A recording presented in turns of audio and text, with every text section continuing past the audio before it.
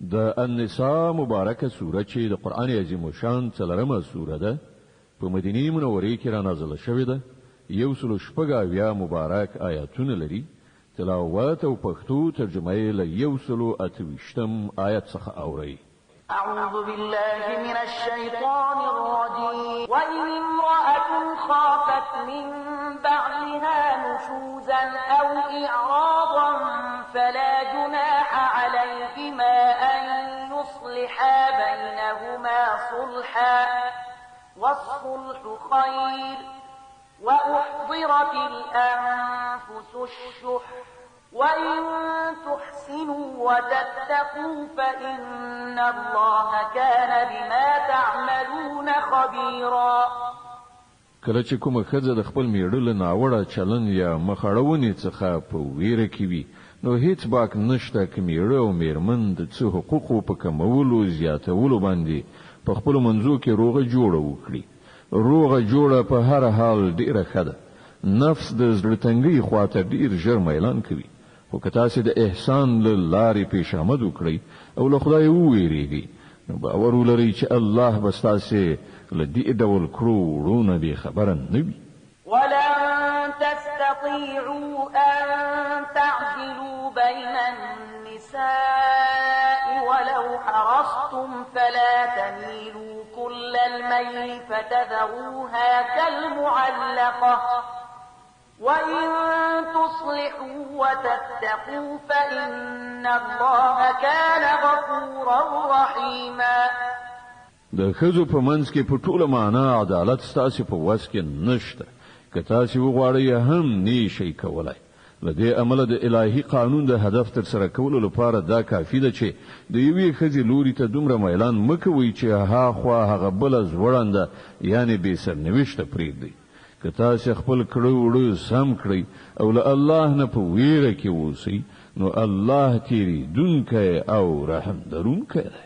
وإن يتفرقا يغن الله كلا من سعته وكان الله واسعا حكيما. خو که میړه اړتینا یو له بله بیل هم شي نو الله به په خپل پراخ قدرت سره هر یو بل ته له محتاجینه بې نیازه کړي. د الله لمن ډیره ارته ده او هغه پوه او لیدونکی دی. ولله ما في السماوات وما في الأرض ولقد وصينا الذين أوتوا الكتاب من قبلكم وإياكم أن اتقوا الله وإن تكفروا فإن لله ما في السماوات وما في الأرض وكان الله غنيا حميدا.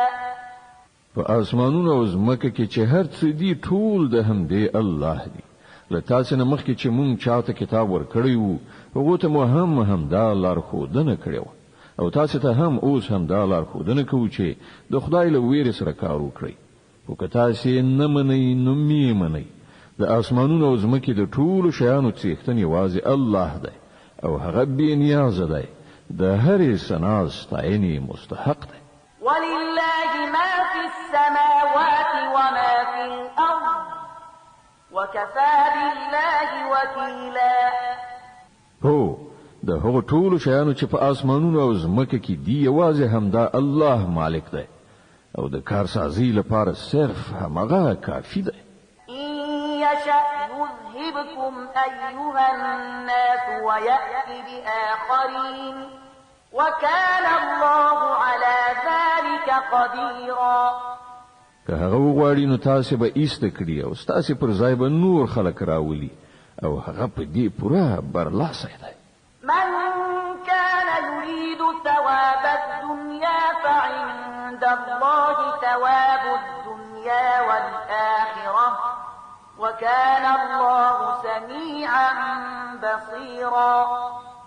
څوک چې صرف د دنیا د ثواب غوښتونکی وي هغه ته دا څرګند وي چې له الله سره د دنیا ثواب هم شته او د آخرت ثواب هم او الله اوریدونکی او د هر څه لیدونکی دی. يا أيها الذين آمنوا كونوا قوامين بالقسط شهداء لله ولو على أنفسكم أو الوالدين والأقربين إن يكن غنيا أو فقيرا فالله أولى بهما فلا تتبعوا الهوى أن تعدلوا وإن تلووا أو تعرضوا فإن الله كان بما تعملون خبيرا. اے مؤمنان، د عدالت لمبرداران او د خدای لپاره شاهدان اوسئ. که څه هم چې ستاسې د عدالت کولو او شاهدۍ زیان په خپله تاسې یا ستاسې مور او پلار یا ستاسې خپلو خپلوانو ته راجع کیږي هم، د معاملې لوری شتمن وي او که بېوزله، الله له تاسې نه زیات د هغه خیر غوښتونکی دی. په دې اساس د خپلو نفسي غوښتنو د پیروۍ له امله عدالت مه پرېږدئ. او که تاسې ګډې وډې وایاست یا له رښتیا ویلو نه ډډه وکړئ، نو وپوهیږئ چې تاسې چې څه کوئ الله پرې خبر دی. يا أيها الذين آمنوا بالله ورسوله والكتاب الذي نزل على رسوله والكتاب الذي أنزل من قبل ومن يكفر بالله وملائكته وكتبه ورسله واليوم الآخر فقد ضل ضلالا بعيدا. اے مؤمنان، په الله او په رسول او په هغه کتاب ایمان راوړئ چې الله پر خپل پیغمبر باندې نازل کړی دی، او په هر هغه کتاب چې له دې نه مخکې هغه نازل کړی دی. چا چې الله د هغه له فرښتو، د هغه له کتابونو، د هغه له رسولانو او د آخرت له ورځې نه انکار وکړ، هغه په گمراهۍ کې سرګردان ډیر لرې لاړ. إن الذين آمنوا ثم كفروا ثم آمنوا ثم كفروا ثم ازدادوا كفرا لم يكن الله ليغفر لهم ولا ليهديهم سبيلا. پاتې شول هغه کسان چې ایمان راوړ بیا کافر شول، بیا په خپل کفر کې زیات پرمختګ وکړ، نو الله به هیڅ کله هغو ته بخنه نه کړي او نه به هیڅ کله هغو ته سم لار وښیي. بشر المنافقين بأن لهم عذابا أليما.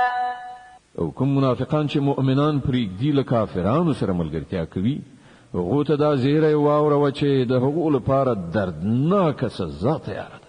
الذين يتخذون الكافرين أولياء من دون المؤمنين أيبتغون عندهم العزة فإن العزة لله جميعا.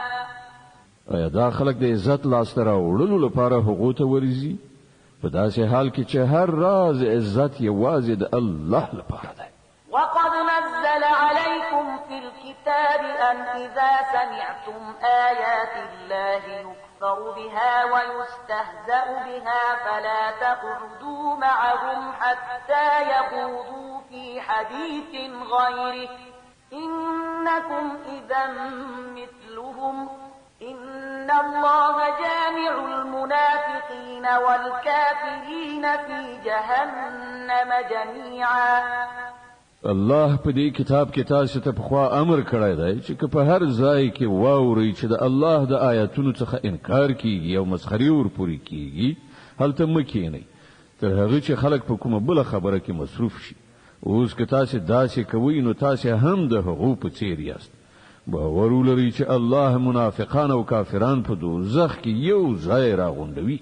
الذين يتربصون بكم فإن كان لكم فتح من الله قالوا ألم نكن معكم وإن كان للكافرين نصيب قالوا ألم نستحوذ عليكم ونمنعكم من المؤمنين فالله يحكم بينكم يوم القيامة ولن يجعل الله للكافرين على المؤمنين سبيلا.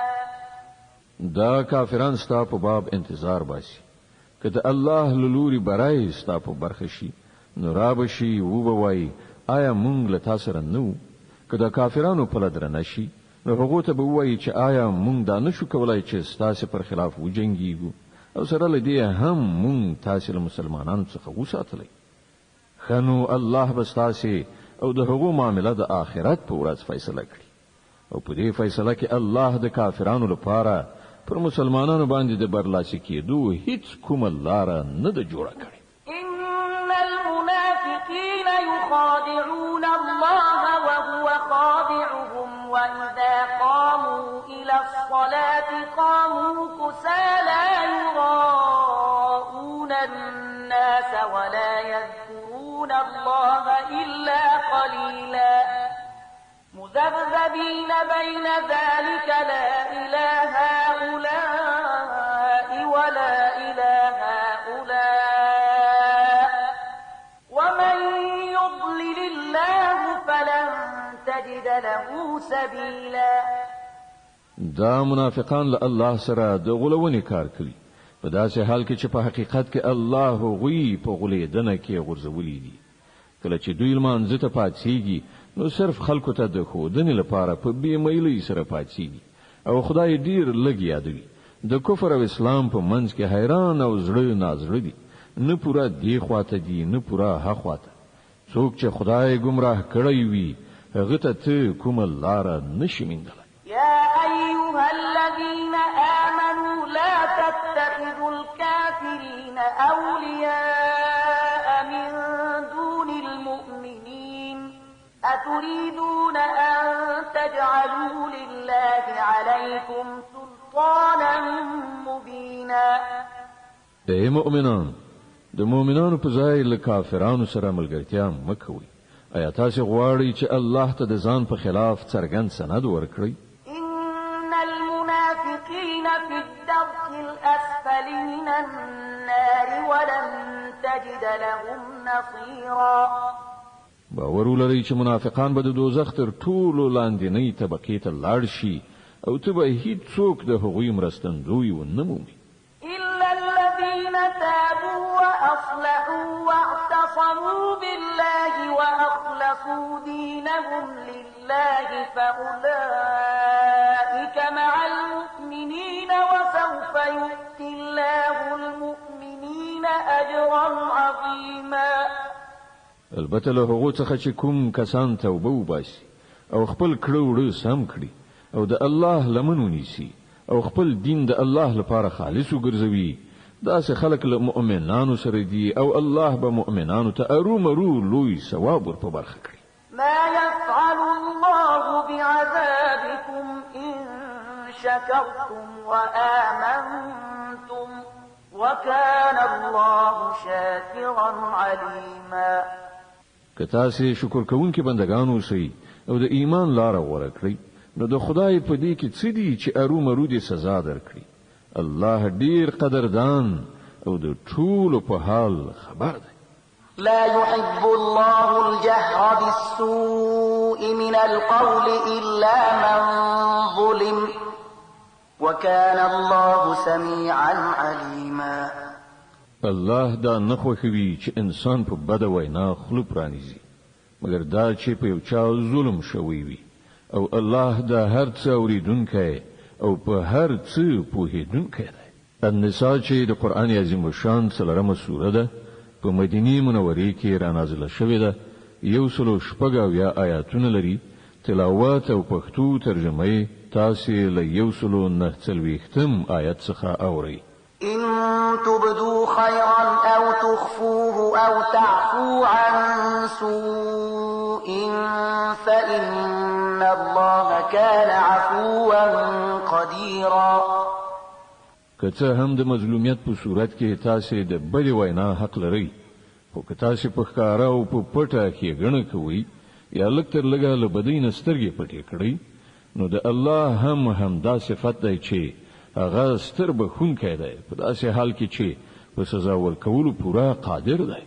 إن الذين يكفرون بالله ورسله ويريدون أن يفرقوا بين الله ورسله ويقولون نؤمن ببعض ونكفر ببعض ويقولون نؤمن ببعض ونكفر ببعض ويريدون أن يتخذوا بين ذلك سبيلا أولئك هم الكافرون حقا وأعتدنا للكافرين عذابا مهينا.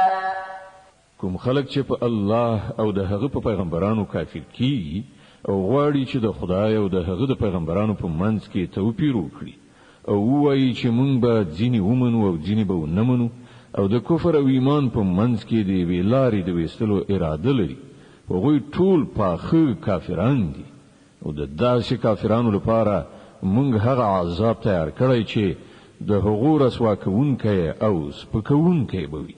والذين آمنوا بالله ورسله ولم يفرقوا بين أحد منهم أولئك سوف يؤتيهم أجورهم وكان الله غفورا رحيما. د دې پر خلاف کوم کسان چې الله او د هغه ټول پیغمبران ومني او د هغو ترمنځ توپیر ونه کړي، هغو ته به مونږ رومرو د هغو ثواب ورکړو او الله ډیر لوی تیریدونکی او رحم کوونکی دی.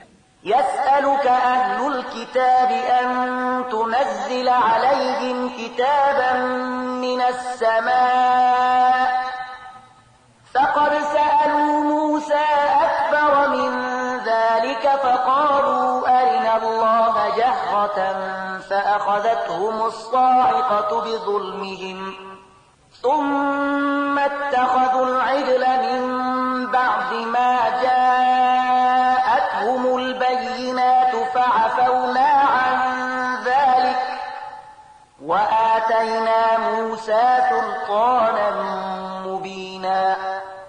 دا اهل کتاب کنن له تا څخه غوښتنه کوي چې له آسمان څخه کومه لیکنه پر هغو نازله کړه، نو له دې نه ډېرې غټې مجرمانه غوښتنې دوی مخکې له موسی څخه کړي. هغه ته دوی ویلي و چې مونږ ته په څرګند ډول خدای راوښیه او د همدې سرکشي له امله په ناڅاپي توګه پرې تندر رالوېدلی و. بیا دوی خوسکی خپل معبود ونیو په داسې حال کې چې دوی ښکاره څرګندې نښې نښانې لیدلې وې. د هغې له پاسه هم مونږ له دې ورتیر شو. مونږ موسی ته ښکاره فرمان یعنی غلبه ورکړه. ورفعنا فوقهم الطور بميثاقهم وقلنا لهم ادخلوا الباب سجدا وقلنا لهم لا تعدوا في السبت وأخذنا منهم ميثاقا غليظا. او په دې خلکو مو د تور غر راپورته کړل، دوی مو د هغه فرمان د اطاعت وعده واخیستله. مونږ دوی ته امر وکړ چې په دروازه کې سجده کوونکي نه نوځي. مونږ دوی ته وویل چې د شنبې په ورځ د کبانو په ښکار سره تیری مه کوئ او په هغه باندې مونږ له دوی نه کلکه وعده واخیستله. فبما نقضهم ميثاقهم وكفرهم بآيات الله وقتلهم الأنبياء بغير حق وقولهم قلوبنا غلف بل طبع الله عليها بكفرهم فلا يؤمنون إلا قليلا. په پای کې د دوی د وعدې ماتولو له امله او له دې کبله چې دوی د الله آیاتونه دروغ وګڼل او یو شمیر پیغمبران په ناحقه ووژل او تر دې پورې وویل چې زموږ زړونه پوښل شوي دي، په داسې حال کې چې په حقیقت کې د دوی د باطل پرستیو په سبب الله د دوی په زړونو مهر لګولی دی او له همدې امله دوی ډیر لږ ایمان راوړي. وبكفرهم وقولهم على مريم بهتانا عظيما وقولهم إنا قتلنا المسيح عيسى ابن مريم رسول الله وما قتلوه وما صلبوه ولكن شبه لهم وإن الذين اختلفوا فيه لفي شك منه ما لهم به من علم إلا اتباع الظن وما قتلوه يقينا بل رفعه الله إليه وكان الله عزيزا حكيما. بیا یې په خپل کفر کې دومره پرمختګ وکړ چې پر مریم یې غټ بهتان ولګاو او په خپل ویل چې موږ د الله پیغمبر مسیح عیسی بن مریم وژلای دی. حال دا چې د واقعیت لمخې هغه نه هغه وژلای او نه په دار زړولای دی، بلکې موضوع د هغه لپاره مشتبه وګرځول شو. او کوم خلکو چې د هغه په باب اختلاف کړی دی هغه هم په اصل کې په شک کې لیدلی دي. له هغه سره په دې باره کې هیڅ علم نشته دی، صرف د ګمان پیروي ده. هغه په یقیني توګه مسیح نه دی وژلای، بلکې الله هغه خپل لوري ته اوچت کړ. الله ډیر زیات زورور او د حکمت څښتن دی. وَإِن مِّنْ أَهْلِ الْكِتَابِ إِلَّا لَيُؤْمِنَنَّ بِهِ قَبْلَ مَوْتِهِ وَيَوْمَ الْقِيَامَةِ يَكُونُ عَلَيْهِمْ شَهِيدًا. او له اهل کتابونو به هیڅوک داسې نوي چې د هغه مرګ نه مخکې پر هغه ایمان را نوړي او د قیامت په ورځ به هغه پر هغه شاهدي وایي. فبظلم من الذين هادوا حرمنا عليهم طيبات أحلت لهم وبصدهم عن سبيل الله كثيرا وأخذهم الربا وقد نهوا عنه وأكلهم أموال الناس بالباطل وأعتدنا للكافرين منهم عذابا أليما. لنډه دا چې د دې يهودي ګرځیدونکو د همدې ظالمانه چارچلن پر اساس او په دې اساس چې دوی د خدای له لارې څخه ډیر زیات منکول کوي او سود اخلي چې له هغه نه دوی منکړای شوی او په ناروا توګه د خلکو مالونه خوري.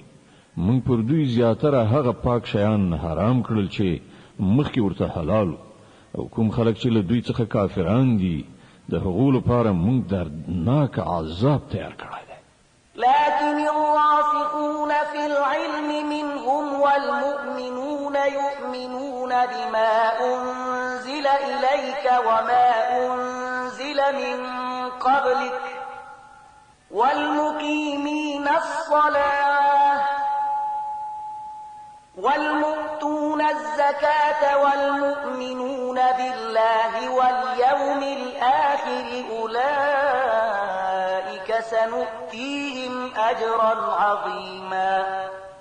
خو په هغو کې چې څوک د پاخه علم خاوندان دي او ایمان لرونکي دي هغوی ټول پر هغه هدایت ایمان راوړي چې ستا لوري ته نازل کړی شوی دی او په هغه چې له تا څخه مخکې نازل کړی شوی دغه ډول ایمان راوړونکو او د لمانځه او زکات ادا کوونکو او پر الله او د آخرت په ورځ رښتینی عقیده لرونکو خلکو ته به مونږ ارومرو ستر ثواب ور په برخه کړو. إنا أوحينا إليك كما أوحينا إلى نوح والنبيين من بعده وأوحينا إلى إبراهيم وإسماعيل وإسحاق ويعقوب وأوحينا إلى إبراهيم وإسماعيل وإسحاق ويعقوب والأسباط وعيسى وأيوب ويونس وهارون وسليمان وآتينا داود زبورا. اے محمد صلی الله علیه وسلم مونږ ته په همغه شان وحی لګلې ده لکه چې نوح علی السلام او له هغه وروسته پیغمبرانو ته ملګلې و. مونږ ابراهیم علی السلام، اسماعیل علی السلام، اسحاق علی السلام، یعقوب علی السلام، د یعقوب علی السلام زوجات عیسی علی السلام، ایوب علی السلام، یونس علی السلام، هارون علی السلام او سلیمان علی السلام ته وحی ولګله. مونږ داوود ته زبور ورکړ. ورسلا قد قصصناهم عليك من قبل ورسلا لم نقصصهم عليك وكلم الله موسى تكليما.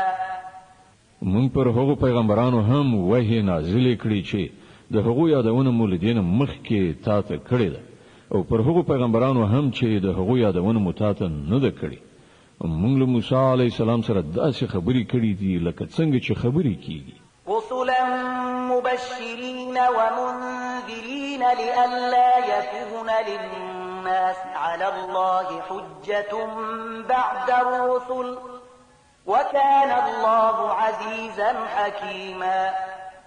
دا ټول پیغمبران زیری ورکوونکي او ویرونکي لیږل شوي وو ترڅو چې د هغو له پیغمبر کولو نه وروسته له خلکو سره د الله په مقابله کې څه سند پاتې نشي او الله په هر حال غالبیدونکی او حکیم او د پوهې څښتن دی. لكن الله يشهد بما أنزل إليك أنزله بعلمه والملائكة يشهدون وكفى بالله شهيدا. که خلک نه مني نو نه دي مني خو الله شاهدي وهي چې هغه پر تا نازل کړی دي په خپل علم سره نازل کړی دي او پر دې پرختیا هم شاهدان دي که څه هم چې د الله شاهد کېدل بیخي کفایت کوي. إن الذين كفروا وصدوا عن سبيل الله قد ضلوا ضلالا بعيدا. کوم خلک چې د دې منلو څخه هم په خپل منکريږي او هم نور د خدای له لارې نه منکوي هغوی په یقیني توګه له حق نه ډیر لري په گمراهۍ کې لویدلي.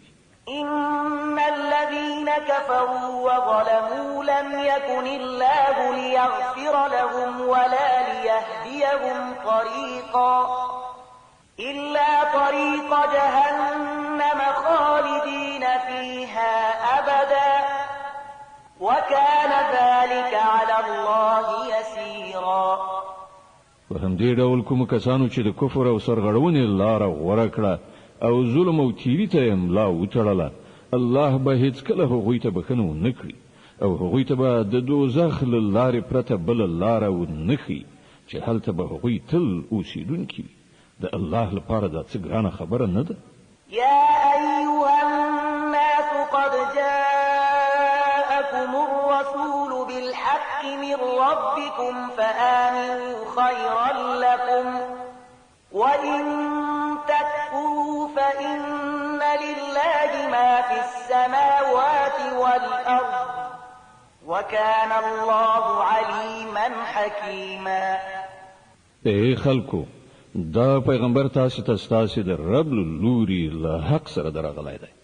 ایمان راوړئ هم دا ستاسو لپاره ډیره ښه ده او کوي نه منئ او پوهیږئ چې په اسمانونو او ځمکه کې چې هر څه دي ټول د الله دي او الله هم د علم خاوند دی او هم د حکمت.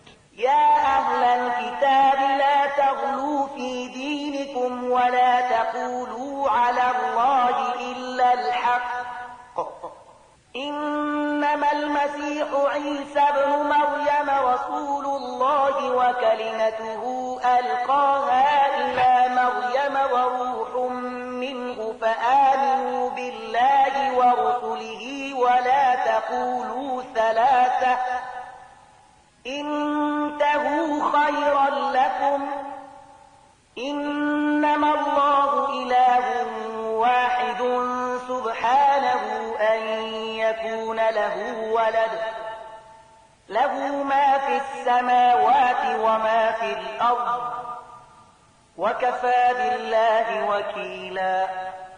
اے اهل کتابو په خپل دین کې افراط مکوئ او الله تعالی حق پرته بل هیڅ خبره مو منسوبوي. مسیح عیسی بن مریم لدی پرته چې د الله یو پیغمبر او یو فرمانو نور څه نو چې الله مریم ته ولېږه او د الله له لوري یو روح چې د مریم پر رحم کې د معصوم بڼه غوړه کړه. نو تاسو په الله او د هغه په پیغمبرانو ایمان راوړئ او مو وایي چې خدای درې دي. منشي دا هم دا ستاسو لپاره ډیره ښه ده. الله خو صرف همدا یو الله دی. هغه له دین لوړ دی چې کوم څوک د هغه زوی اوسي. د اسمانونو او ځمکې ټول شیان د هغه ملکیت دی او د هغو د ساتنې څارنې لپاره یوازې همغه کافي دی. لن يستنكف المسيح أن يكون عبدا لله ولا الملائكة المقربون ومن يستنكف عن عبادته ويستكبر فسيحشرهم إليه جميعا. مسیح هیڅکله دا خبره شرم نه ګڼي چې هغه د الله یو بنده اوسي او نه مقرب پرښتې دا خبره د ځان لپاره شرم ګڼي. که څوک د الله بندگی د ځان لپاره شرم ګڼي او لویی کوي نو یو وخت به راشي چې الله ټول را ایثار کړي خپل مخې ته ودروي. فأما الذين آمنوا وعملوا الصالحات فيوفيهم أجورهم ويزيدهم من فضله وأما الذين استنكفوا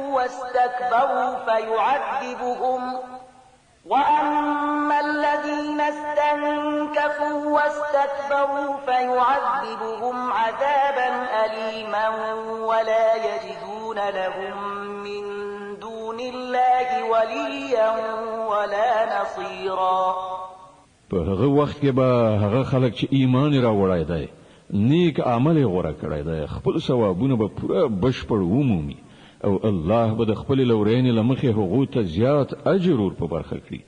او کوم خلکو چې بندگی شرم ګڼلې او لوی کړي ده هغو ته به الله دردناک عذاب ورکړي او له الله نه پرته چې هغوی د هر چا په ساتنه پالنه او مرسته ډاډه دي له هغو نه به هیڅوک هغوی هلته ونه مومي. يا أيها الناس قد جاءكم برهان من ربكم وأنزلنا إليكم نورا مبينا. فأما الذين آمنوا بالله واعتصموا به فسيدخلهم في رحمة منه وفضل ويهديهم إليه صراطا مستقيما. اے خلکو ستاسو د رب لوري تاسو ته روښانه دلیل راغلی دی او موږ ستاسو لوري ته داسې روښنايي درلېږلې ده چې تاسو ته په ښکاره څرګنده لارښوونکې ده. اوس چې کوم کسان د الله خبره ومني او د هغه د پناه په لټه کې شي الله به هغوی ته د خپل رحمت او د خپل پیرزوینې او مهرباني په لمن کې ځای ورکړي او خپل لوري ته دراتک به ورته سم لار وښي.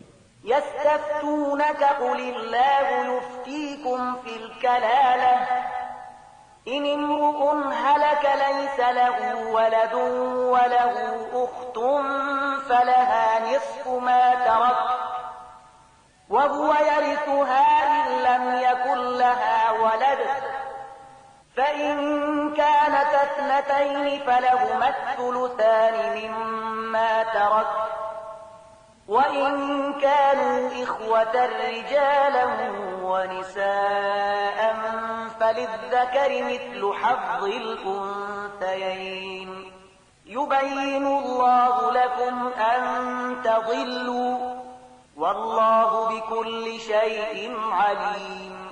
خلق لتا څخه د کلاله په باب فتوا غواړي ووایه الله تاسو ته فتوا درکوي که څوک بیا اولاد عمري او د هغه یو خور وي نو هغه به د هغه نیمایي ترکه واخلي او که خور بیا اولاد عمري نو ورور به د هغه وارث وي.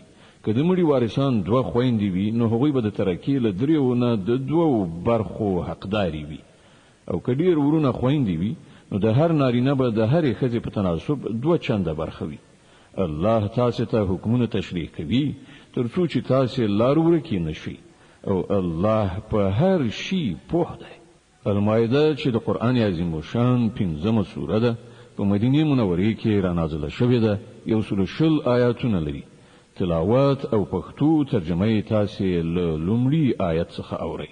بسم الله الرحمن الرحیم. د الله په نوم چې ډیر زیات مهربان پورا رحم لرونکی دی.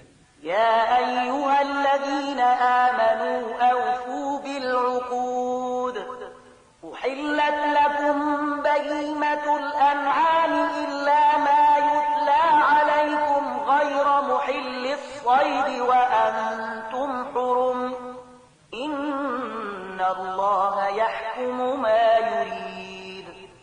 اے مؤمنانو د بندیزونو پورا مراعات وکړئ. ستاسو لپاره د څارویو ټول ډولونه حلال وګرځول شول پرته له هغو چې وړاندې به تاسو ته وښودل شي خو د احرام په حال کې ښکار کول ځان ته مه روا کوئ. بېشکه الله چې څه غواړي حکم کوي. يا أيها الذين آمنوا لا تحلوا شعائر الله ولا الشهر الحرام ولا الهدي ولا القلائد ولا آمين البيت الحرام يبتغون فضلا من ربهم ورضوانا وإذا حللتم فاصطادوا ولا يجرمنكم شنآن قوم أن صدوكم عن المسجد الحرام أن تعتدوا وتعاونوا على البر والتقوى ولا تعاونوا على الإثم والعدوان واتقوا الله إن الله شديد العقاب. اے مؤمنان، د خدای پالنې د نښو نښانو بې حرمتي مه کوئ. مه له حرامو میاشتو نه کومه یوه حلالوئ، مه د قربانۍ څارویو ته لاس غځوئ، مه هغو څارویو ته لاس وروړئ چې د هغو په غاړو کې خدای ته د نذراني په توګه پټۍ اچول شوي وي. مه هغه خلک ځوروئ چې د خپل رب د فضل او د هغه د خوشحالۍ په لټه کې د کعبې د محترم کور په لوري ځي. هو، کله چې د احرام حالت ایسته شي نو تاسې ښکار کولی شئ او ګوري یوې ډلې چې ستاسې لپاره د مسجد حرام لاره بنده کړې ده، نو پر هغې باندې ستاسې غصه دې تاسې دومره توجن نه کړي، یعنی دې ته مو نه هڅوي چې تاسې هم د هغو په خلاف په ناروا تېریو لاس پورې کړئ. نه، کوم کارونه چې د نیکۍ او خدای پالنې دي په هغو کې له ټولو سره مرسته وکړئ، او کوم کارونه چې د ګناه او تیری دي په هغو کې د هیڅ چا ملاتړ مه کوئ. له الله نه وویریږئ، د هغه عذاب ډیر سخت دی. حرمت عليكم الميتة والدم ولحم الخنزير وما أهل لغير الله به والمنخنقة والموقوذة والمتردية والنطيحة وما أكل السبع إلا ما ذكيتم وما ذبح على النصب وأن تستقسموا بالأزلام ذلكم فسق. اليوم يئس الذين كفروا من دينكم فلا تخشوهم واخشون اليوم أكملت لكم دينكم وأتممت عليكم نعمتي ورضيت لكم الإسلام دينا فمن اضطر في مخمصة غير متجانف لإثم فإن الله غفور رحيم. پر تاسې حرام کړی شوه مرداره، یعنی د خپل مړ شوي څاروي غوښه، وینه، د خوک غوښه، هغه څاروی چې له خدایه پرته د کوم بل چا په نوم ذبح کړی شوی وي، هغه چې په ستوني خفه کېدو، په زخمي کېدو یا له لوړې نه په راغورځېدو مړ شوی وي، یا هغه چې کوم ځناور چیرې کړی وي پرته له هغه چې تاسې هغه ژوندی موندلی او ذبح کړی وي، او هغه څاروی چې د کوم چا په دربار کې ذبح کړی شوی وي. همدارنګه دا هم ستاسې لپاره ناروا ده چې د فال د غشو په وسیله خپل اقبال وګورئ. دا ټول کارونه فسق دي. نن کافران ستاسې د دین لخوا پوره ناامید شوي دي، نو تاسې له هغو څخه مه ویریږئ، بلکې له ما نه وویریږئ. نن ما ستاسې دین ستاسې لپاره بشپړ کړی دی او خپل نعمت مې پر تاسې پوره کړی دی، او ستاسې لپاره مې اسلام ستاسې د دین په توګه منظور کړی دی. له دې کبله د حلالو او حرامو کوم بندیزونه چې پر تاسې لګول شوي دي د هغو مراعات وکړئ. البته څوک چې له لوږې نه اړو ګرځي، له هغو نه څه شی وخوري بې له دې چې د ګناه خواته یې میلان وي، نو بېشکه چې الله بخونکی او رحم کوونکی دی. يسألونك ماذا أحل لهم قل أحل لكم الطيبات وما علمتم من الجوارح مكلبين تعلمونهن مما علمكم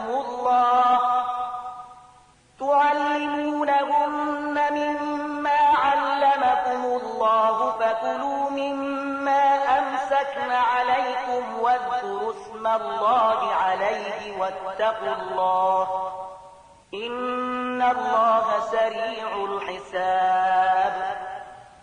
خلق پوښتنه کوي چې هغه ته څه شی حلال کړای شوی دي، وایي تاسو ته ټول پاک شیان حلال کړای شوی دي، او کوم ښکاری ځناور چې تاسو یې مخته کړی وي هغه ته مو د خدای درکړي علم په اساس د ښکار تعلیم ورکړی وي هغه دیناور چې کوم شی ستاسو لپاره ونیسي د هغه خوراک هم تاسو ته روا ده البته پر هغه باندې د الله نوم واخلي او د الله د قانون د ماتولو نه ویریږي د الله په حساب اخیستنه کې څه ځن نه راځي اليوم أحل لكم الطيبات وطعام الذين أوتوا الكتاب حل لكم وطعامكم حل لهم والمحصنات من المؤمنات والمحصنات من الذين أوتوا الكتاب من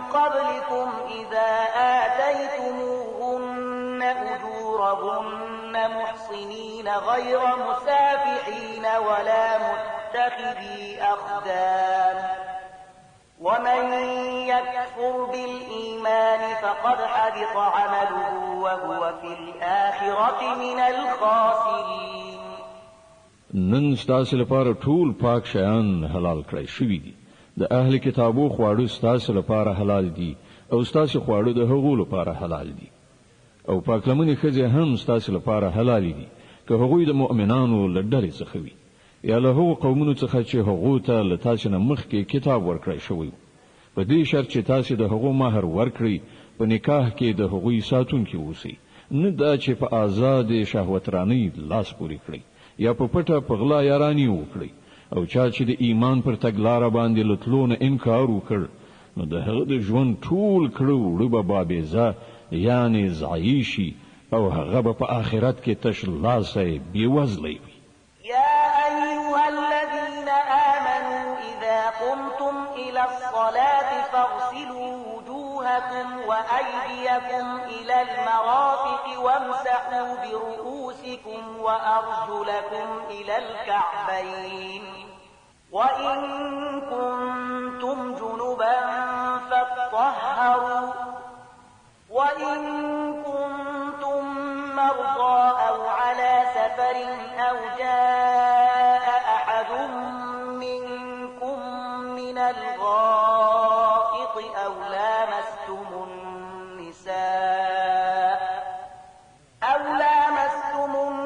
النساء فلم تجدوا ماء فتيمموا صعيدا طيبا فامسحوا بوجوهكم وأيديكم منه ما يريد الله ليجعل عليكم من حرج ولكن يريد ليطهركم وليتم نعمته عليكم لعلكم تشكرون اے مؤمنان کله چې تاسو د منځلو لپاره پاتې نو باید چې خپل مخونه او لاسونه تر څنګلو پورې ووینځئ په سرونو باندې لاسونه راکاږئ او پښې تر پنډکیو پورې ووینځئ که د جنابت په حال کې یاست نو په لمبلو یعنی غسل ځان پاک کړئ که ناروغان یا مسافر یاست یا له تاسو نه کوم څوک له حاجت پوره کولو نه راشي یا تاسو په ښځو لاس لګولی وي او اوبو نه مومئ نو له پاکې خاورې نه کار واخلئ پر هغې لاسونه ووهئ په خپلو مخونو او لاسونو باندې راکاږئ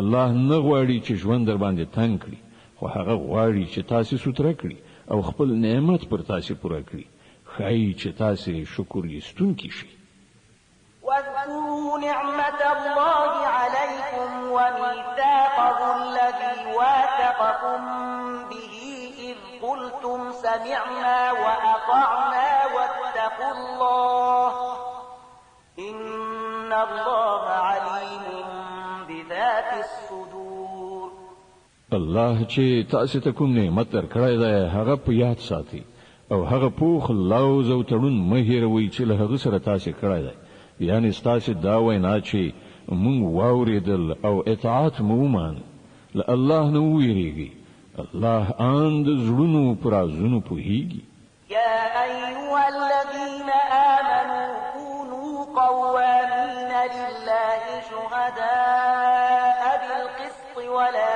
يجرمنكم شنآن قوم على ألا تعدلوا اعدلوا هو أقرب للتقوى واتقوا الله إن الله خبير بما يعملون. اے مؤمنان، د الله لپاره پرختین ولې ولاړ او د عادل شاهدان اوسئ. د کومې ډلې دښمني د تاسې دومره راونه پاروي چې له عدالت نه واوړئ. عدالت وکړئ. دا د خدای ویریدنې سره نږدې اړیکه لري. د الله له ویرې سره کار کوئ. هر څه چې تاسې کوئ الله پرې پوره خبر دی. وعد الله الذين آمنوا وعملوا الصالحات لهم مغفرة وأجر عظيم والذين كفروا وكذبوا بآياتنا أولئك أصحاب الجحيم. کوم کسان چې ایمان راوړي او غوره عملونه سرته رسوي، الله له هغو سره وعده کړې ده چې د هغو له ګناهونو څخه به تیریدنه وشي او هغو ته به ستر ثواب ور په برخه شي. پاتې شول هغه خلک چې کافر شي او د الله آیاتونه دروغ وګڼي، نو هغوی دوزخ ته تلونکي دي. يا أيها الذين آمنوا اذكروا نعمة الله عليكم إذ هم قوم أن يبسطوا إليكم أيديهم فكف أيديهم عنكم واتقوا الله وعلى الله فليتوكل المؤمنون. اے مؤمنان، د الله هغه احسان در یاد کړئ چې هغه پر تاسو کړای دی چې یوې ډلې تاسو ته د لاس غزونې اراده کړې و، خو الله پر تاسو باندې د هغو لاسونه پورته کولو ته پرې نه ښودل. د الله نه په ویریدو کار کوونکي اوسئ. د ایمان خاوندان باید په الله باندې ډاډ وي.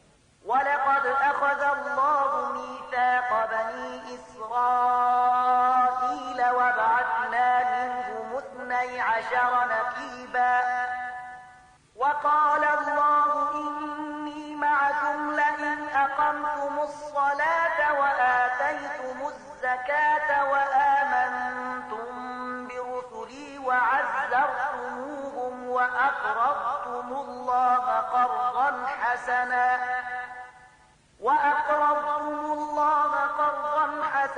لأكفرن عنكم سيئاتكم ولأدخلنكم جنات تجري من تحتها الأنهار فمن كفر بعد ذلك منكم فقد ضل سواء السبيل.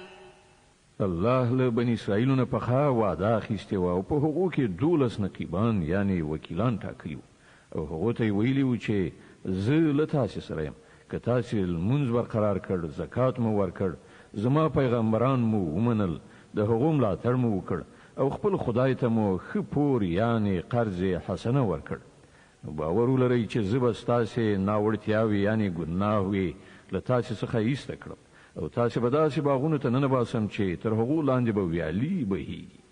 خو له دې وروسته چې له تاسو نه چا د کفر چلند غوره کړ، نو په حقیقت کې هغه سواء السبیل یعنی سم لاره ورکه کړه.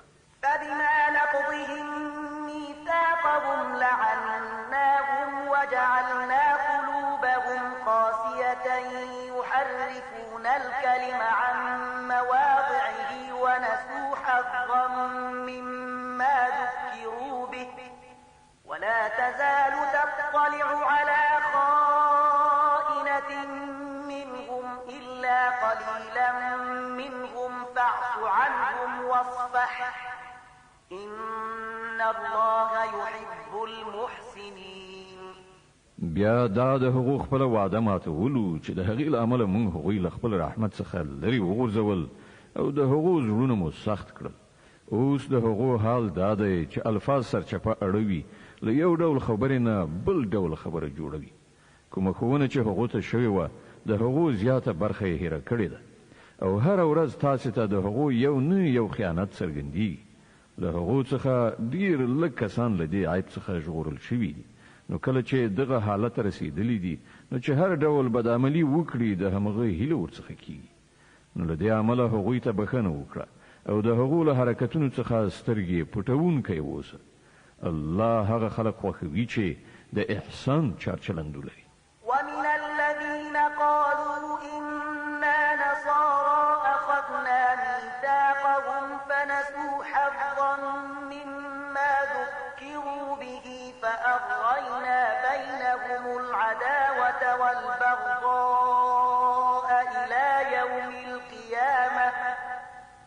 فسوف ينبئهم الله بما كانوا يصنعون. په همدې ډول موږ له هغو خلکو څخه هم پخه وعده اخیستې وه چې هغه ویلي وو چې موږ نصارا یو، خو هغو ته هم چې کوم درس ورکړی شوی وو د هغه زیاته برخه هغو هیره کړه.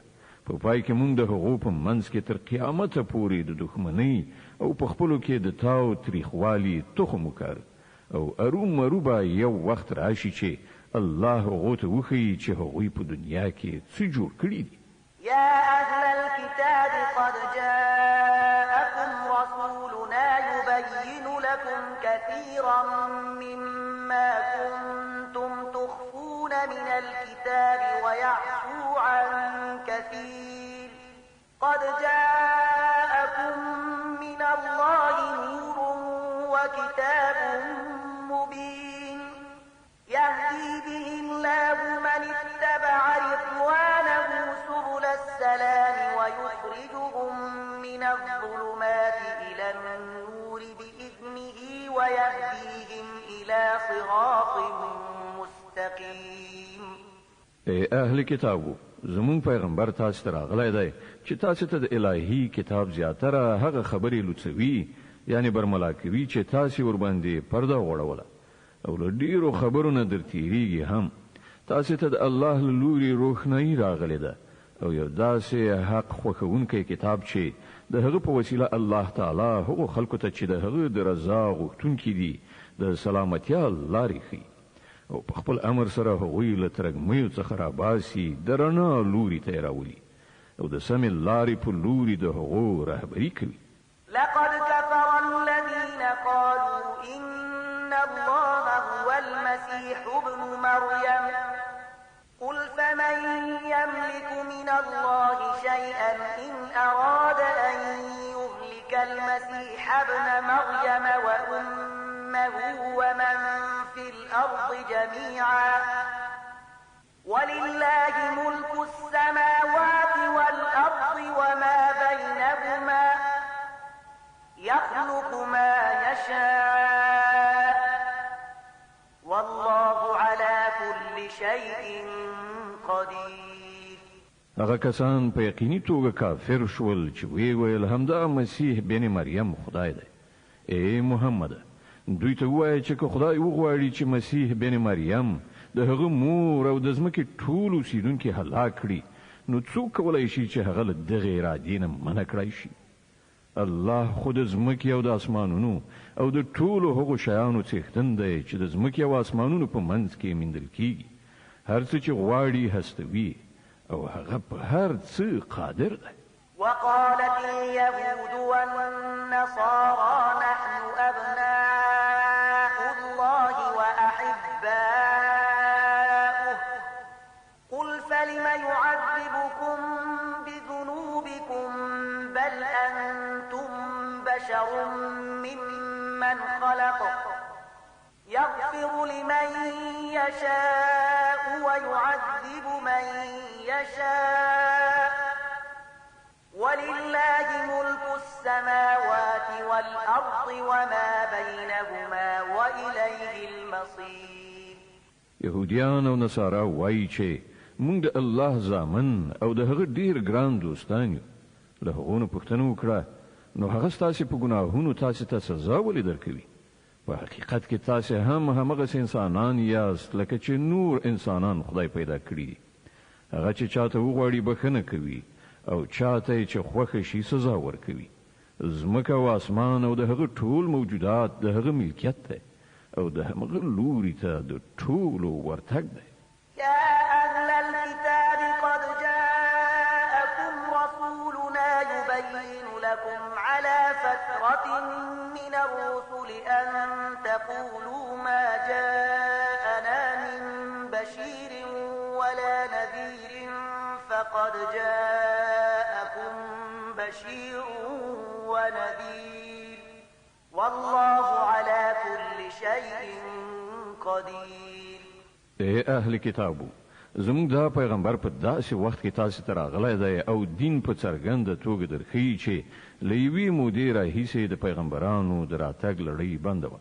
تر څو چې بیا تاسو دا ونه ویلای شي چې مونږ ته کوم زیری کوونکی او ویرونکی نه دی راغلی.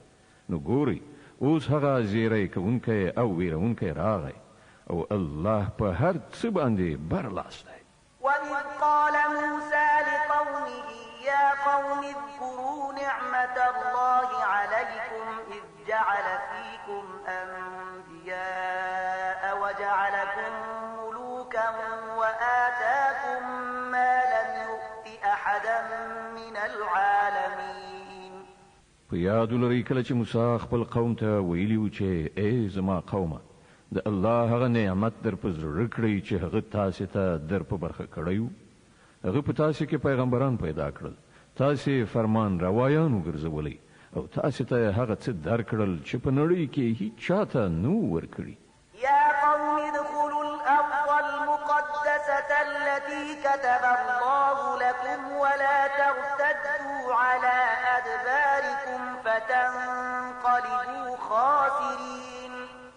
ای قومه هغه سپېڅلې ځمکې ته ننوځئ چې الله ستاسو لپاره لیکلې ده، پر شا مه اوړئ که نه نو ناکام او نامراده به وګرځئ. قالوا يا موسى إن فيها قوما جبارين وإنا لن ندخلها حتى يخرجوا منها فإن يخرجوا منها فإنا داخلون. هغوی په جواب کې وویل ای موسی هلته خو ډیر زورور خلک اوسېږي، موږ به هیڅکله هلته لاړ نه شو تر څو چې هغوی له هغه ځایه ونه وځي. هو که هغوی ووتل نو موږ به د ورننوتلو لپاره چمتو یو. قال رجلان من الذين يخافون أنعم الله عليهم ادخلوا عليهم الباب فإذا دخلتموه فإنكم غالبون وعلى الله فتوكلوا إن كنتم مؤمنين. په هغو ویریدونکو کې دوه تنه داسې هم وو چې پر هغو باندې الله خپل نعمت پیرزو کړی. هغوی وویل چې د دې جبارانو د مقابلې لپاره له دروازې نه دننه ورشي. کله چې تاسو دننه ورسیږئ نو تاسو به برلاسي یاست. په الله ډاډه اوسئ که تاسو مؤمنان یئ. قالوا يا موسى إنا لن ندخلها أبدا ما داموا فيها فاذهب أنت وربك فقاتلا إنا هاهنا قاعدون. خو هغوی بیا هم دا وویل چې ای موسی مونږ خو به هلته هیڅکله ور نه شو تر څو چې هغوی هلته وي. ته او ستا رب دواړه لاړ شئ او وجنګېږئ، مونږ دلته ناست یو. قال رب إني لا أملك إلا نفسي وأخي فافرق بيننا وبين القوم الفاسقين. موسی وویل ای زما پروردګاره زما په واک کې هیڅ نشته بې زما له خپل ځان او زما له ورور نه، نو ته مونږ له دغو سرکشانو څخه بیل کړه. قال فإنها محرمة عليهم 40 سنة يتيهون في الأرض فلا تأس على القوم الفاسقين. الله جواب ورکړ خنو هغه هیواد تر 40 کلونو پورې پر دوی حرام دی. دوی به په ځمکه کې لالهان د سرګردانه وګرځي. د دې سرکشانو په حالات اندېښمن کېږم. واتل عليهم نبأ ابني آدم بالحق إذ قربا قربانا فتقبل من أحدهما ولم يتقبل من الآخر قال لأقتلنك قال إنما يتقبل الله من المتقين. او لکشان دوی ته د آدم د دو زامنو قصه هم بشپړه واوروه. کله چې هغوی دواړو قرباني وکړه نو له هغو څخه د یو قرباني قبوله شوه او د بل قبوله نه شوه. هغه وویل زه به تا ووژنم. هغه ځواب ورکړ الله خو یوازې د پرهیزګارانو نظرونه قبلوي. لئن بسطت إلي يدك لتقتلني ما أنا بباسط يدي إليك لأقتلك إني أخاف الله رب العالمين. که ته زما د وژلو لپاره لاس پورته کړې نو زه ستا د وژلو لپاره لاس نه پورته کوم، زل رب العالمین څخه ویریږم.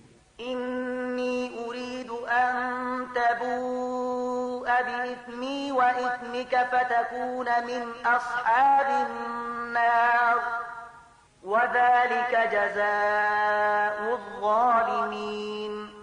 زه غواړم چې زما او ستا خپله ګناه ستا پر غاړه شي او دوزخي شي. همدا د ظالمانو د ظلم وړ سزا ده. فطوعت له نفسه قتل أخيه فقتله فأصبح من الخاسرين. په پای کې د هغه نفس د خپل ورور وژل د هغه لپاره آسان کړل او هغه د هغه په وژلو د هغو خلکو له جملې څخه شو چې زیانکاران دي. فبعث الله غرابا يبحث في الأرض ليريه كيف يواري سوءة أخيه قال يا ويلتى أعجزت أن أكون مثل هذا الغراب فأواري سوءة أخي فأصبح من النادمين. بیا الله یو کارغی ولیږي چې د ځمکې په کیندلو یې لاس پورې کړ تر څو چې هغه ته وښیي چې د خپل ورور جسد څنګه پټه کړي. د دې کار په لیدلو هغه ویل افسوس پر ما د دې کارغه په څیر هم ونشو کړای چې د خپل ورور د جسد د پټولو تدبیر مې کړای وای. له هغه وروسته په خپلو کړو ډیره پښیمانتیا وکړه. من أجل ذلك كتبنا على بني إسرائيل أنه من قتل نفسا بغير نفس أو فساد في الأرض فكأنما قتل الناس جميعا أنه من قتل نفسا بغير نفس أو فساد في الأرض فكأنما قتل الناس جميعا ومن أحياها فكأنما أحيا الناس جميعا ولقد جاءتهم رسلنا بالبينات ثم إن كثيرا منهم بعد ذلك في الأرض لمسرفون.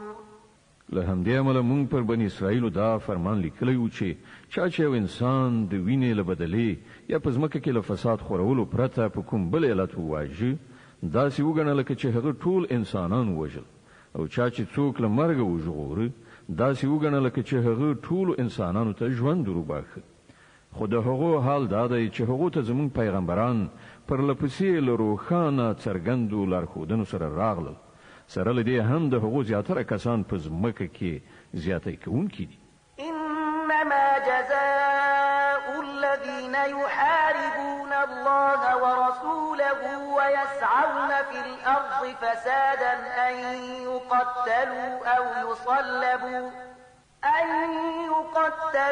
أو يصلبوا أو تقطع أيديهم وأرجلهم من خلاف أو ينفوا من الأرض ذلك لهم خزي في الدنيا ولهم في الآخرة عذاب عظيم.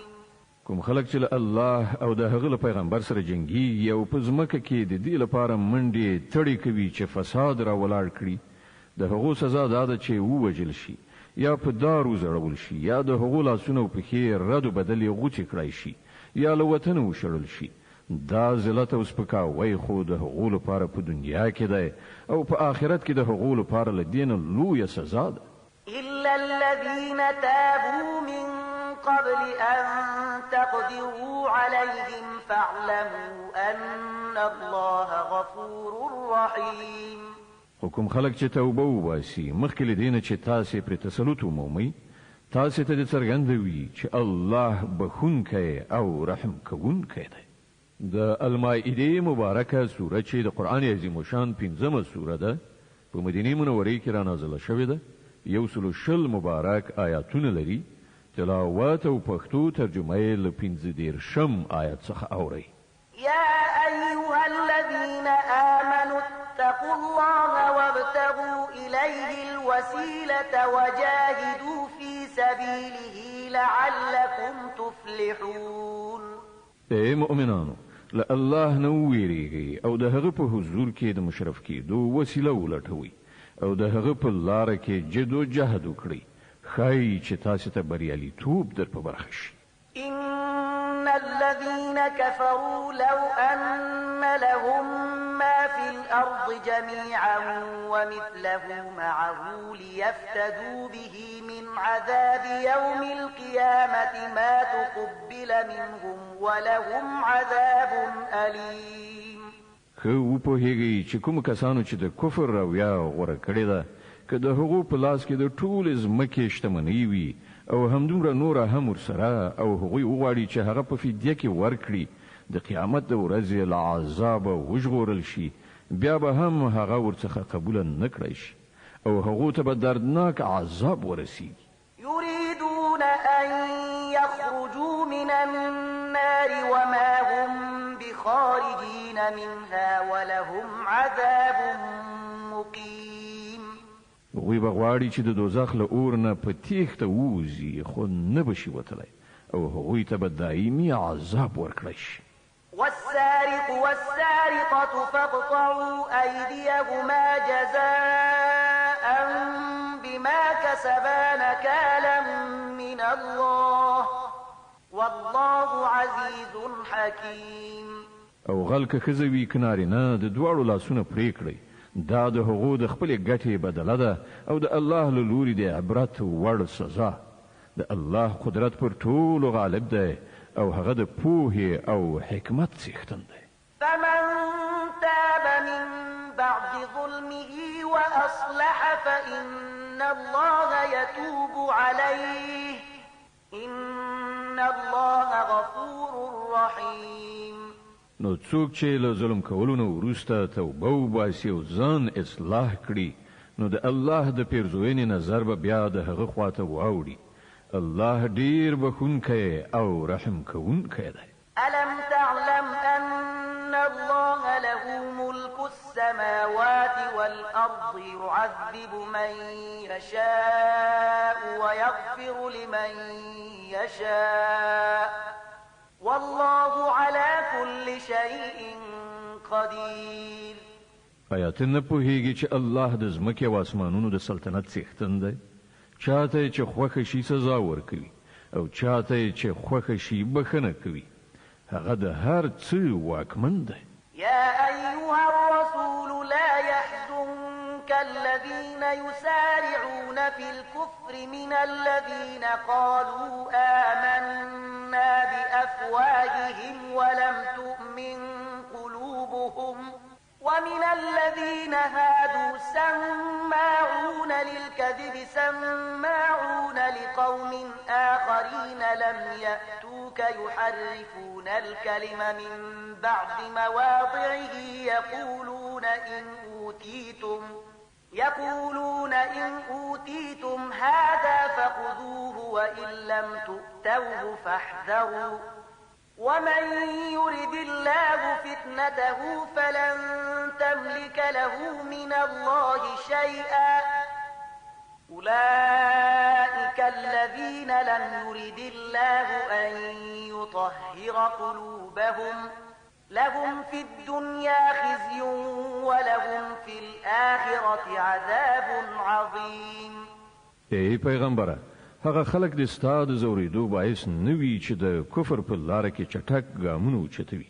که هغوی له هغو کسانو څخه وي چې په خوله وایي موږ ایمان راوړی دی خو د زړه له کومې ایمان نه دی راوړی یا له هغو کسانو څخه وي چې یهودیان شوي دي چې د هغو حال دا دی چې د دروغو لپاره غوږ دي او د نورو خلکو لپاره چې تا ته هیڅ کله نه دي راغلي غوږ باسي ګرځي راګرځي سره له دې چې د کتاب الله د الفاظو صحیح ځایونه ټاکلي دي د هغو معناوې له یو ځای نه بل ځای ته اړوي رااړوي او خلکو ته وایي چې که تاسې ته دا حکم درکړ شي نو ویې منئ که نه نو مې منئ.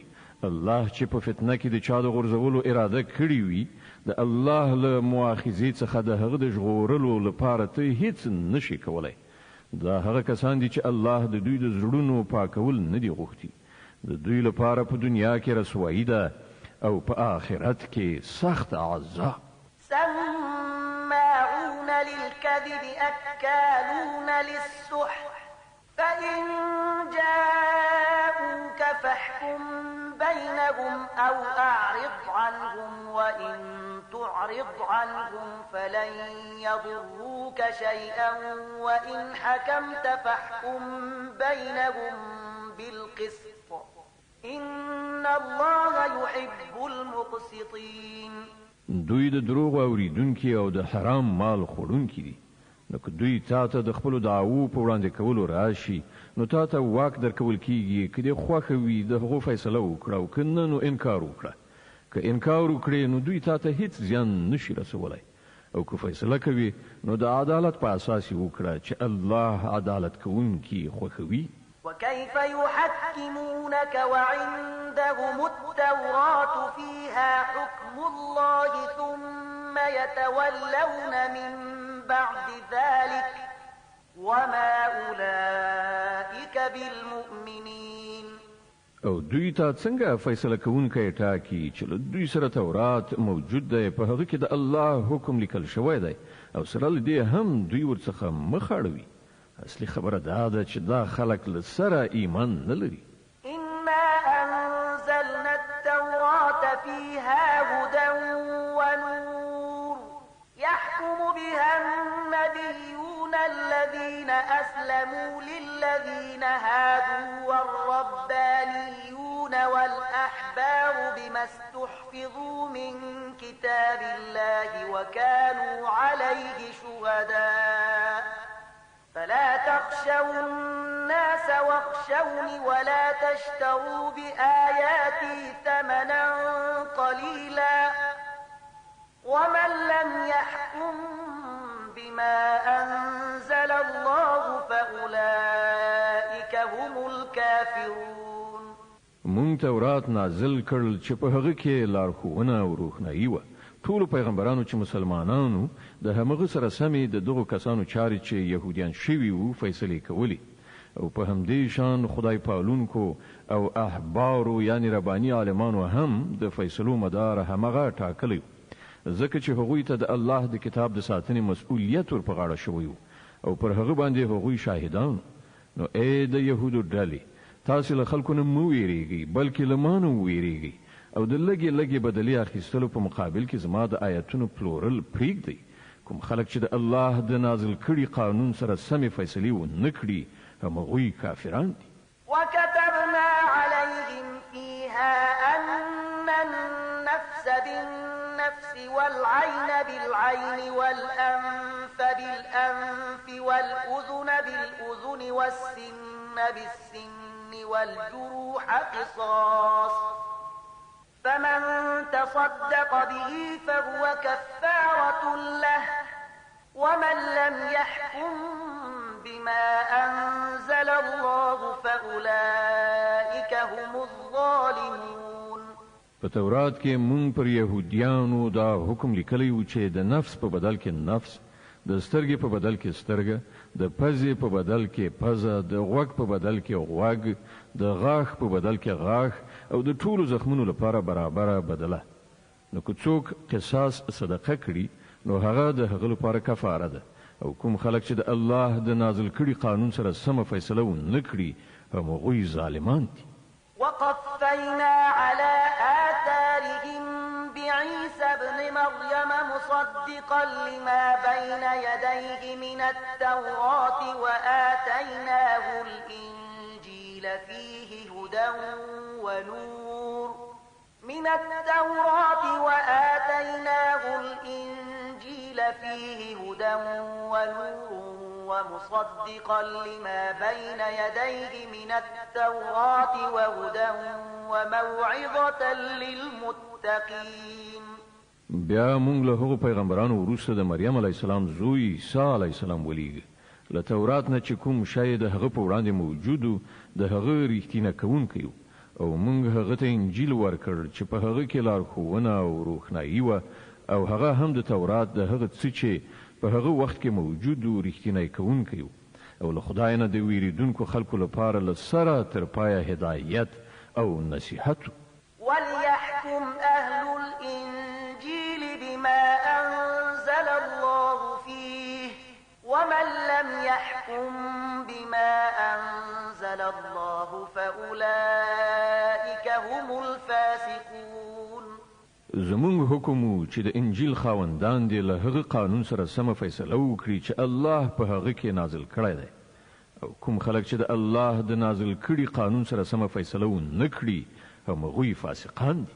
وأنزلنا إليك الكتاب بالحق مصدقا لما بين يديه من الكتاب ومهيمنا عليه فاحكم بينهم بما أنزل الله ولا تتبع أهواءهم عما جاءك من الحق لكل جعلنا منكم شرعة ومنهاجا ولو شاء الله لجعلكم أمة واحدة ولكن ليبلوكم فيما آتاكم فاستبقوا الخيرات إلى الله مرجعكم جميعا فينبئكم بما كنتم فيه تختلفون. او اے محمد مونږ ته دا کتاب درلېږلی چې په حق راغلی دی او له کتاب څخه چې څه د په وړاندې موجود دي د هغو رښتینی کوونکی او د هغو ساتونکی او محافظ دی. نو له دې کبله ته د خدای د نازل کړي قانون سره سمې د خلکو چارې فیصله کړه او کوم حق چې تا ته راغلی دی له هغه نه په مخ اړولو سره د هغو د غوښتنو پیروي مه کوه. مونږ له تاسې نه د هر یو لپاره یو شریعت او یو عملي تګلاره ټاکلې ده. که څه هم چې که ستاسې خدای غوښتلي وای نو تاسې ټول یو امت هم جوړولی شوی، خو هغه دا د دې لپاره وکړل چې څه شی چې تاسې ته درکړي دي په هغه کې تاسې وازمایي. نو په غوره چارو کې یو له بل نه د وړاندې کېدو هڅه وکړئ. په پای کې ستاسې ټولو د خدای لوري ته ورګرځېدل دي. بیا به هغه تاسې ته اصلي حقیقت چې تاسې پکې اختلاف کوئ دروښي. وأن احكم بينهم بما أنزل الله ولا تتبع أهواءهم واحذرهم أن يفتنوك عن بعض ما أنزل الله إليك فإن تولوا فاعلم أنما يريد الله أن يصيبهم ببعض ذنوبهم وإن كثيرا من الناس لفاسقون. اے محمد ته د الله د نازل کړي قانون سره سمه د دې خلکو د چارو فیصله وکړه او د هغو د خواهشاتو پیروي مه کوه. پام کوه چې دا خلک تا په فتنه کې وانه چوي. یوه ذره قدر دې هم له هغه هدایت نه اوښتی ونه مومي چې خدای تا ته درلېږلی دی. نو که دوی ورڅخه مخ واړوي نو وپوهېږه چې الله د دوی د ځینو ګناهونو په مجازات کې په غم کې د دوی د اخته کولو اراده کړې ده او دا حقیقت دی چې له دې خلکو نه زیاتره فاسقان دي. أفحكم الجاهلية يبغون ومن أحسن من الله حكما لقوم يوقنون. که دوی د خدای له قانون څخه مخ اړوي نو آیا بیا د جاهلیت فیصله غواړي؟ په داسې حال کې کوم خلک چې په الله باور لري د هغو په نزد له الله نه بل غوره فیصله کوونکی هیڅ نشته. د المائده مبارکه سوره چې د قرآن عظیم شان 5مه سوره ده په مدینه منورې کې را نازله شوې ده. 120 مبارک آیاتونه لري. تلاوت او پښتو ترجمه یې له 50 آیت څخه اورئ. يا أيها الذين آمنوا لا تتخذوا اليهود والنصارى أولياء بعضهم أولياء بعض ومن يتولهم منكم فإنه منهم إن الله لا يهدي القوم الظالمين. اے مؤمنانو، يهوديان او عیسایان خپل ملګری منیسي. دوی په خپل منځو کې سره ملګری دي او کله تاسو نه څوک هغوی خپل ملګری نیسي نو بیا هغه هم په همغو کې شمیرل کی. په دې کې شک نشته چې الله ظالمان له خپل لارښوونې څخه بې برخې کوي. فترى الذين في قلوبهم مرض يسارعون فيهم يقولون نخشى أن تصيبنا دائرة فعسى الله أن يأتي بالفتح أو أمر من عنده فيصبحوا على ما أسروا في أنفسهم نادمين. ته ګوري چې د چا په زړونو کې چې د نفاق ناروغي ده هغوی په همغوی کې په منډو تړو اوړي راوړي وایي موږ ویریږو چې چیرې موږ په کوم غم اخته نشو خو لرې نه ده چې کله الله تاسې ته غوڅ برای در په برخه کړي یا له خپل لوري نه کومه بله خبره څرګنده کړي نو دا خلک به په خپل دغه منافقت کې چې په زړونو کې پټوي پښیمانه وي. ويقول الذين آمنوا أهؤلاء الذين أقسموا بالله جهد أيمانهم إنهم لمعكم حبطت أعمالهم فأصبحوا خاسرين. او په هغه وخت کې به مؤمنان وایي آیا دا همغه خلک دي چې د الله سره په کلکو قسمونو خوړلو باور درکوو چې موږ له تاسې سره یو د هغوی ټول عملونه به بېځا یعنې ضایع شول او په پای کې دوی ناکام او نامراده پاتې شول. يا أيها الذين آمنوا من يرتد منكم عن دينه فسوف يأتي الله بقوم يحبهم ويحبونه أذلة على المؤمنين أعزة على الكافرين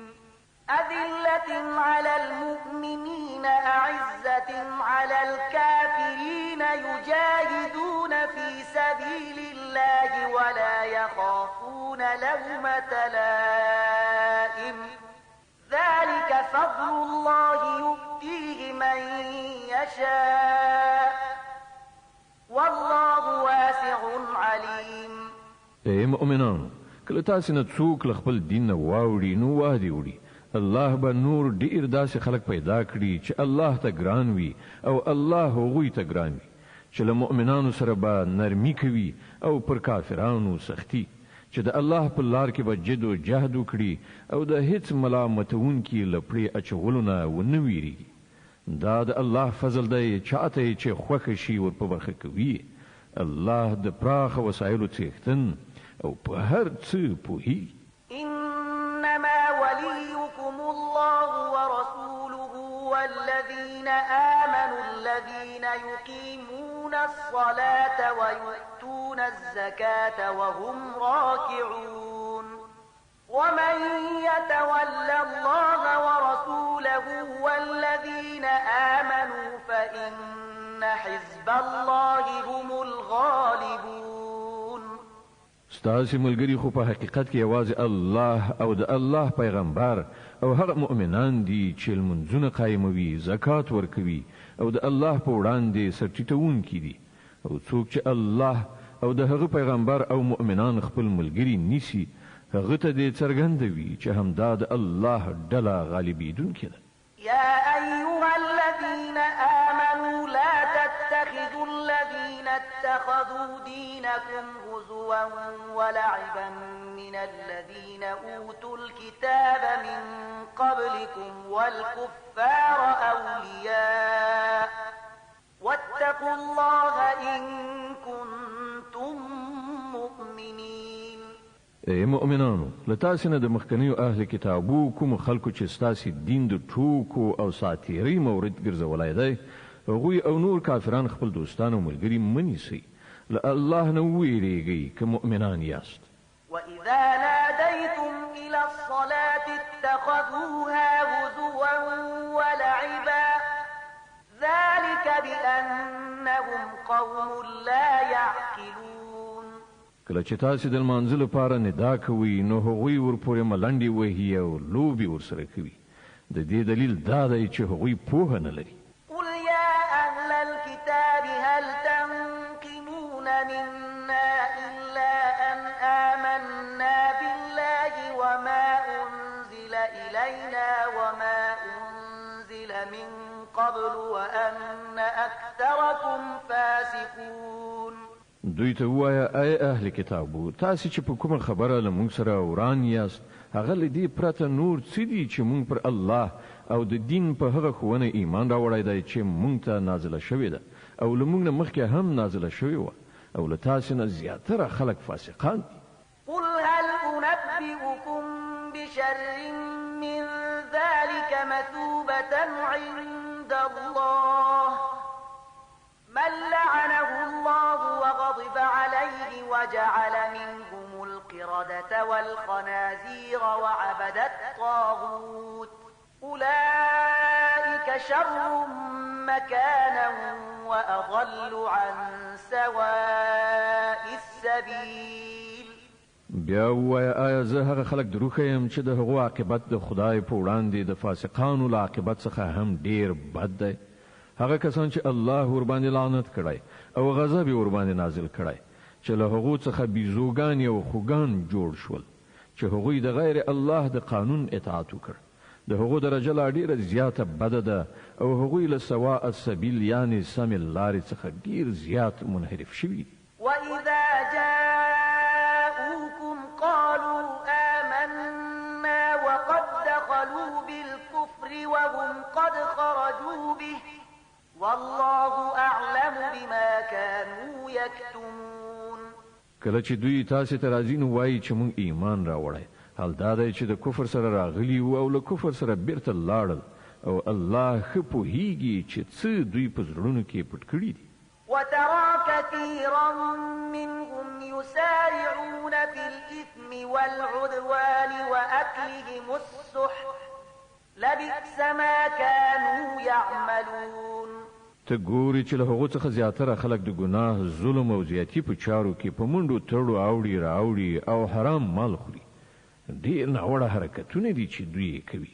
لولا ينهاهم الربانيون والأحبار عن قولهم الإثم وأكلهم السحت لبئس ما كانوا يصنعون. ولی د دوی علما او روحانیون په ګناه باندې دوی له ژبې خوځولو او د حرامو له خوړلو څخه نه منع کوي. په باوري توګه د ژوند ډیره بده کارنامه ده چې هغوی تیاروي.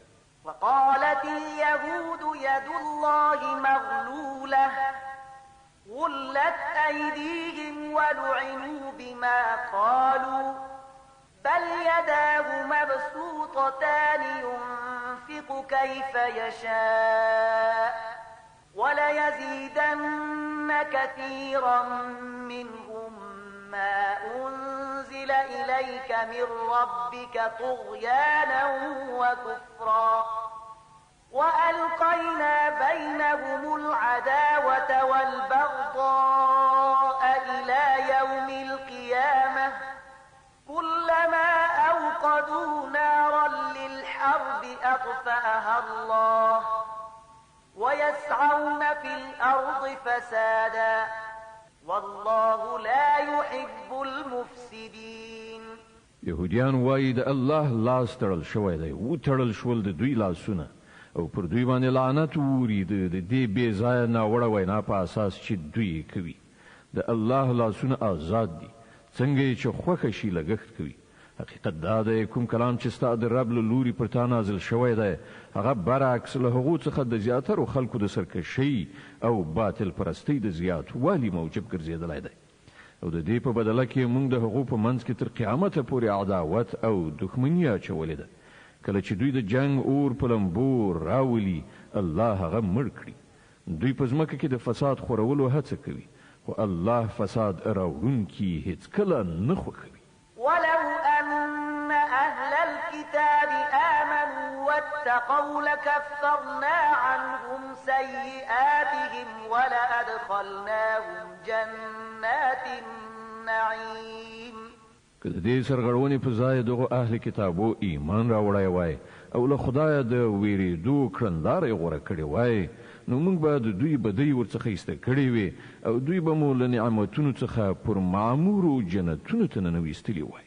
ولو أنهم أقاموا التوراة والإنجيل وما أنزل إليهم من ربهم لأكلوا من فوقهم ومن تحت أرجلهم منهم أمة مقتصدة وكثير منهم ساء ما يعملون. کاش کې دوی تورات او انجیل او هغه نور کتابونه قائم کړي وای چې د دوی د رب له لوري دوی ته لیږل شوي وو.